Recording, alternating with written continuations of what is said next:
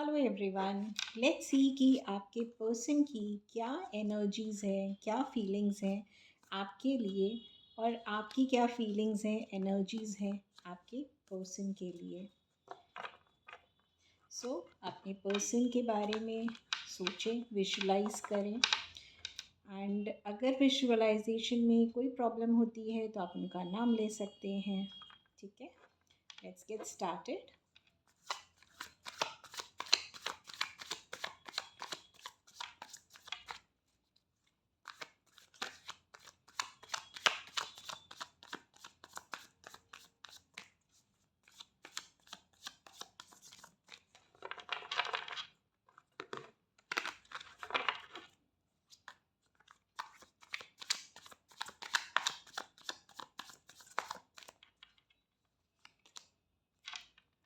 Okay,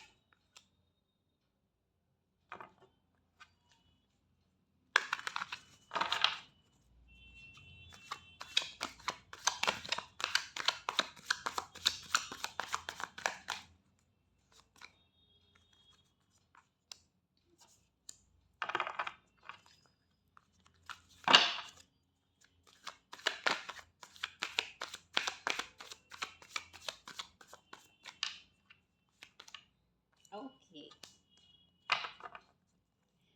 So bottom of the deck is Queen of Cups and Wheel of Fortune, Justice.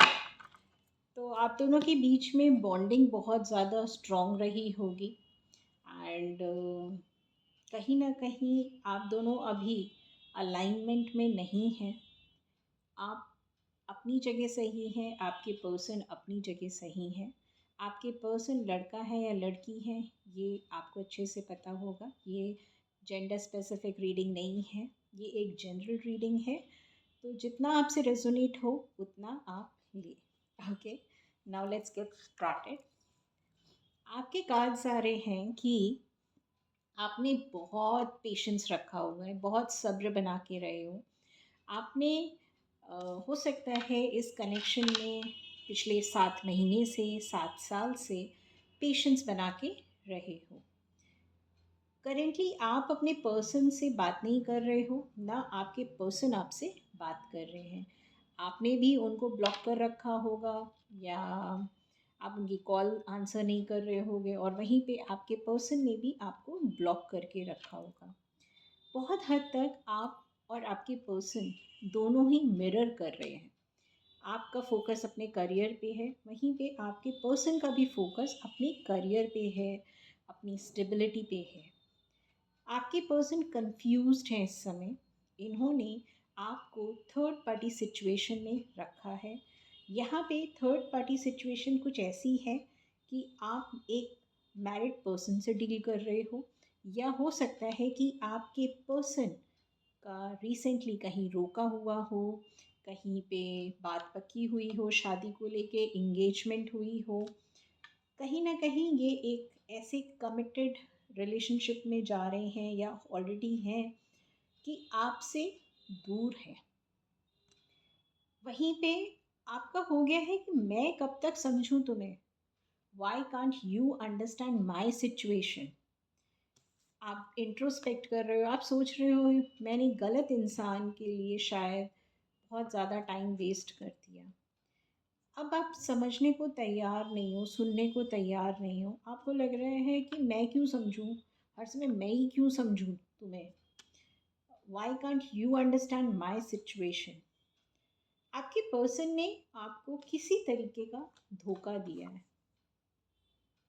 किसी तरीके का धोखा दिया, और ये कनेक्शन में ना एकदम से आपको घोस्ट कर दिया होगा, आपको समझ में नहीं आया होगा हुआ क्या है, तो घोस्ट कर दिया। ये किसी एक ऐसी फीमेल से डील कर रहे हैं जो इनको चला रही है भाई, मैनिपुलेट कर रही है। तो अगर मतलब ये फीमेल लड़का भी हो सकता है, लड़की भी हो सकती है, आई मीन टू से ये एक एनर्जी है, ठीक है। आपको पता है कि आपका पर्सन लड़का है या लड़की है।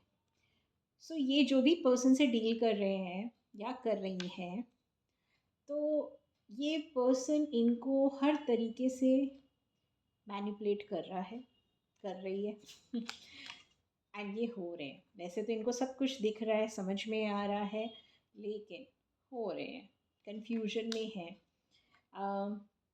ये अपनी मैरिज या जो भी रिलेशनशिप है उसको छोड़ना खोना नहीं चाहते हैं, क्योंकि यहाँ पे बच्चे भी इन्वॉल्व हैं।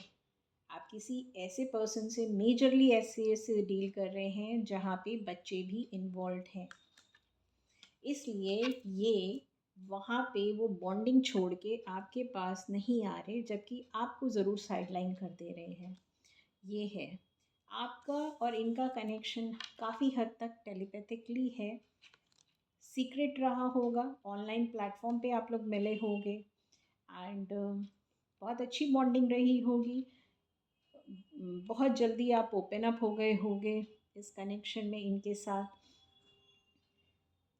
लेकिन फिर वही एक होता है ना, लेकिन आ जाता है, रियलिटी चेक आया जिसके कारण आप अकेले रह गए, आप अकेले रह गए। आपने शायद जब आप इनके साथ थे तो आपने अपने करियर को भी इग्नोर करा। अब आपको एहसास हो रहा है कि अपने करियर को इग्नोर नहीं करना है, आप अपने करियर पे फोकस्ड हो। आप जिससे भी डील कर रहे हो, that person is a stable person, financially काफ़ी साउंड होंगे, अच्छी पोजीशन, जॉब या सोसाइटी में एक अच्छी इमेज होगी। सो इनके पास सब कुछ है, इनके पास फिनेंशियल स्टेबिलिटी भी है, फैमिली भी है, हो सकता है लवलेस मैरिज में हो, लेकिन है। वहीं पे आपके पास तन्हाई है, आप बस अकेले बचे हो यादों के साथ, और आप सोच रहे हो कि मैंने ये सारी चीज़ें पहले क्यों नहीं कट आउट करी, ये सारा थॉट चल रहा है। नहीं, आप सोच रहे हो कि मुझे कुछ नया स्टार्ट करना चाहिए, नए लोगों से बातचीत करनी चाहिए, नए करियर स्टार्ट करना चाहिए, बस सोच ज़्यादा रहे हो।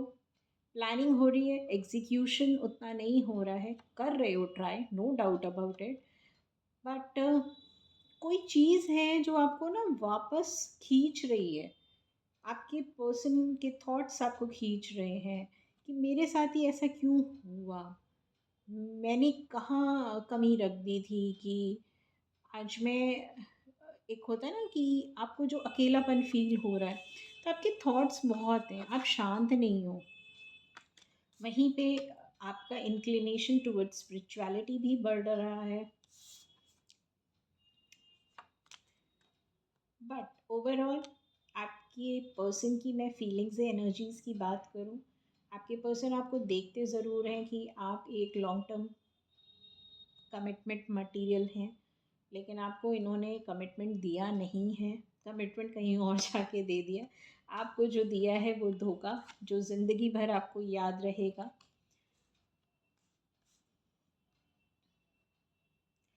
ओके, और अब बैठ के सोच रहे हैं, खैर जहाँ भी हैं वहाँ खुश हैं, ऐसा नहीं कहूँगी कि आपके पर्सन उदास हैं, ऐसा नहीं है, खुश हैं जहाँ भी हैं, बट यस आपके बारे में सोच रहे हैं, मिस कर रहे हैं, आपको खोना नहीं चाहते हैं, खोना नहीं चाहते हैं। जो मेमोरीज़ आपकी और इनकी हैं वो बहुत स्पेशल मेमोरीज रही हैं। एक ऐसा कनेक्शन रहा है कि इनको पता है कि लाइफ में वो कनेक्शन जो आपके साथ है ना वो दोबारा नहीं होगा, दोबारा मिलेगा ही नहीं। क्योंकि प्यार, ये प्यार इन्हें मिला है आपसे।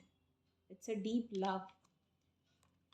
चाहते हैं कि वापस सब कुछ सही कर दें, क्योंकि कहीं ना कहीं से आज नहीं तो कल इनको भी पता है कि कर्मा इनको मिलेगा ही मिलेगा। सो आप अपनी लाइफ में कुछ नई चीज़ों को लेके ओपन अप होने की कोशिश कर रहे हो। That's good. हील कर रहे हो अपने आप को, इंट्रोस्पेक्शन में चल रहा है। कुछ नया ऑफ़र अगर नहीं आया है तो जल्दी आपके पास आएगा। नया ऑफ़र कुछ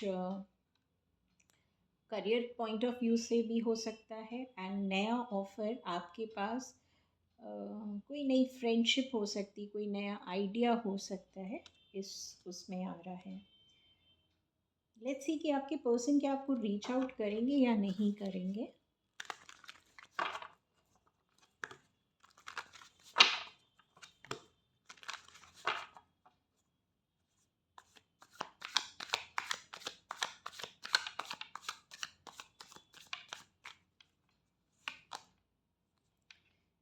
यस यस यस, क्लेम करना ना भूलें। आपके पर्सन आपको डेफिनेटली रीच आउट करना चाहते हैं और करेंगे। ये सही है ना कि एक तो आपको डिसअपॉइंट करा, किसी और के साथ जाके सेटल हो गए, और अब फिर से आ जाएंगे। तो ये एनर्जी वैसे तो बड़ी चाइल्डिश एनर्जी आ रही है इनकी।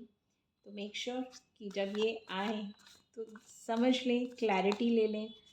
कहीं ऐसा ना हो कि आपका समय और ज़्यादा बर्बाद हो जाए।